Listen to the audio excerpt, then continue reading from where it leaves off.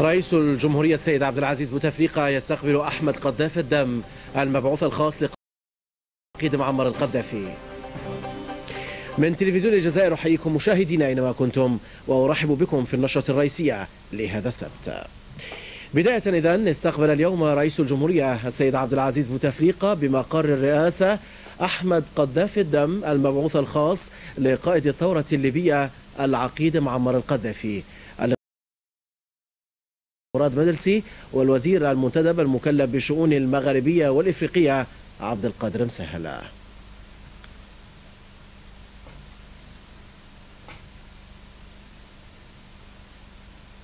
عقب الاستقبال أدلى أحمد قذاف الدم المبعوث الخاص للقائد الليبي بالتصريح التالي لملك الصدور.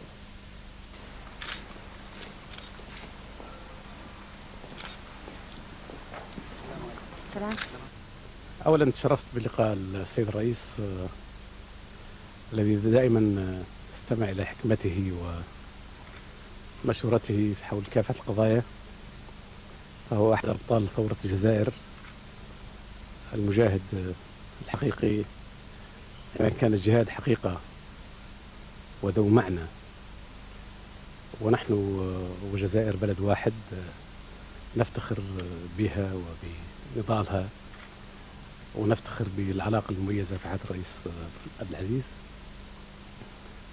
نقلت إليه رسالة أخيه القائد معمر القذافي، وتناقشنا حول كافة القضايا اللي تخص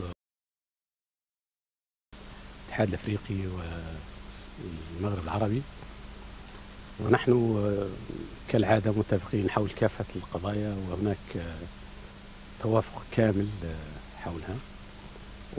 ونقلت إليه تحيات الأخ معمر عبره إلى أهلنا في الجزائر التي نتمنى لها دائما التوفيق والازدهار، وسعداء بما تشهده من تطور يوما بعد يوم. شكرا.